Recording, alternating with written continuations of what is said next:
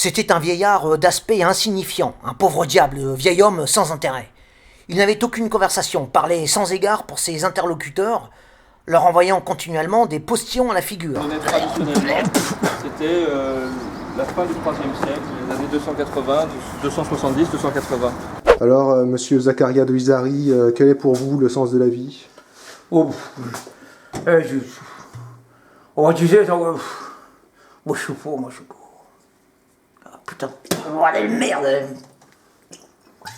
Pourtant, cet homme d'apparence inepte et de si désagréable compagnie était un véritable génie de la littérature, une espèce de fou illuminé de la plume, une sorte de Hugo contemporain, auteur de fresques romanesques et poétiques d'une portée universelle. Vous buvez quoi, là? C'est mon petit... Vous avez l'habitude de boire comme ça, dès le matin? L'habitude, la vie, c'est mieux que la vie que... Mais vous êtes un peu un gros dégueulasse quand même, Raphaël Zaccaria de Isary, non? Mais je peux du cœur, rien à branler.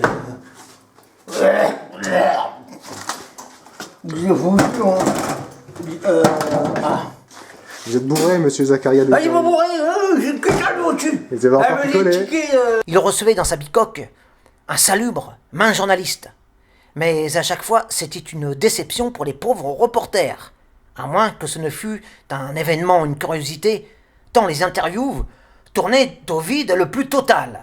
Cet homme ne s'intéressait nullement aux questions qu'on lui posait. En fait, il ne s'intéressait pas du tout à la littérature. Il dérivait très vite vers des sujets hors propos, s'enflammait pour des détails de la vie quotidienne, sans le moindre intérêt.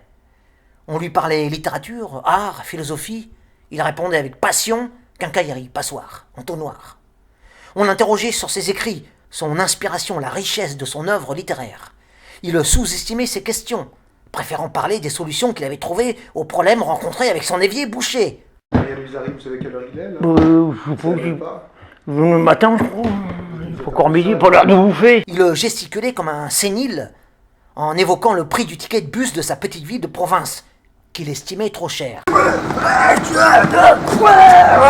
Vous avez picolé, vous vous prenez pour un but comme c'est elle qui fait des tickets de bus, je sais pas combien. Je suis journaliste, tout fou. Je prends un coup de nion. Bon, on fait l'interview quand même, monsieur Zaccaria de Isary.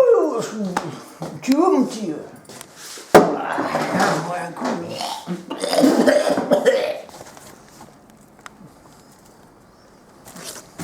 C'est pas du feu? Merci, mon petit gars.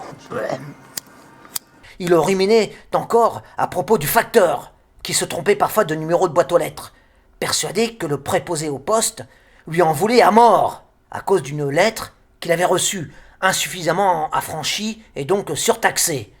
Le vieil homme avaricieux et susceptible n'avait jamais voulu régler le facteur qu'il avait copieusement insulté et traité de voleur. Une histoire de 80 centimes de francs. Monsieur Zaccaria de Isary, dans votre dernier livre, qui a beaucoup plu, qui a été acclamé par la critique, vous déclarez notamment, je cite... Oh merde, mes goûts de merde. Alors, monsieur Raphaël Zaccaria de Isary, qu'aimez-vous faire dans votre quotidien? Bien vous fouillez nous, c'est pas cher, puis... Je suis pas dire comme il faut avec ça, je m'en fais pas dans la vie. Moi. Il ne parlait que de ce genre de choses, à des années-lumière de sa très riche et superbe littérature. Il avait des conversations de minables, de pauvres types, de ratés, de pensionnaires d'hospice, alcooliques et abrutis. Et tout en ennuyant de la sorte ses hôtes, il buvait sa piquette. Pour corner le tout, il ponctuait ses longs et insane discours de grasses plaisanteries, lamentables, sans finesse. Il n'y avait chez lui pas la moindre parcelle d'esprit.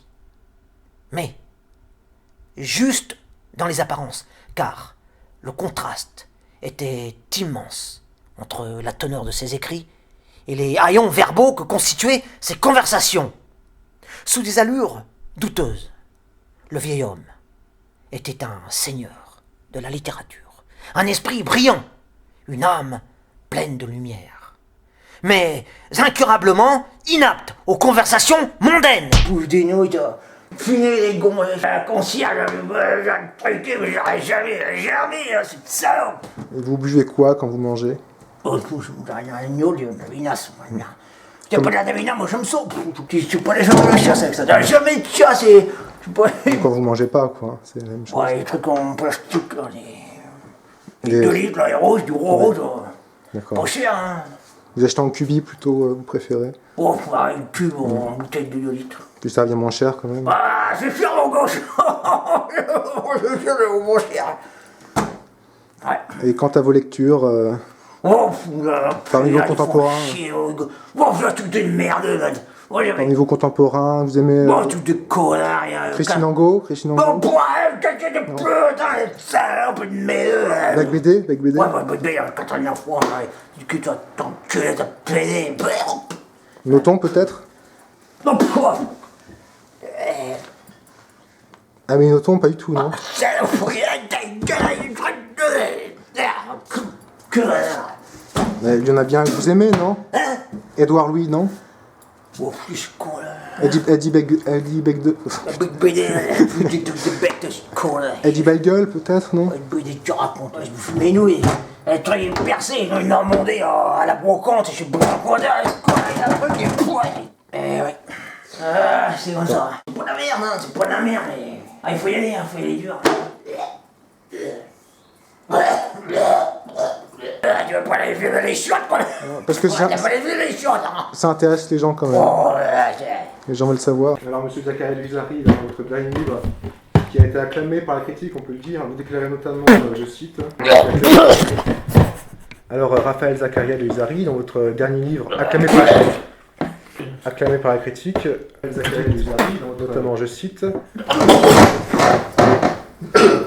J'aime parcourir l'Éden. Quel genre d'alcool vous préférez? Oh, tout ce qui me tombe sous la main, moi je suis pas difficile. Les connards, je bois tout, on le donne, pas d'abrutis. La pisse des dieux, les dieux, tiens, vous, tiens. Là, vous n'avez pas. Ouais, faut pas faire la petite nature, hein. Vous préparez quelque chose du domaine littéraire Oh, mais la littérature, bâtard, enculé, enfoiré, oui.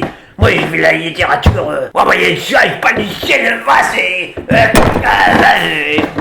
L'univers, tu t'occupes, et moi, ma vie là, c'est. Est-ce que vous diriez que vous appartenez à un mouvement littéraire? Moi, je me suis fait tout seul, j'ai. Ouais, j'y comprends rien, j'y connais rien, j'y. Salope! T'as d'autres questions? Salope! J'aimerais notamment vous parler de votre dernier passage à la télé. Oh, des toutes des dents culées à la télé, moi, une marge! À la télé française, notamment face à Léa Salamé, sur laquelle vous avez vomi. Ouais, oui, j'ai trop bouffé, elle est pas baisé depuis 15 jours, il m'a fait bourrer, connard, salaud! Elle a dit être traumatisée à vie. Ouais. Chez nos confrères du journal du dimanche. Oui, je connais. Oui, j'ai aspiré, pas mes Vénustés. Pas les Vénus, les connards, les putains, ouais, la Vénus, la littérature affondite, tous ces conneries là.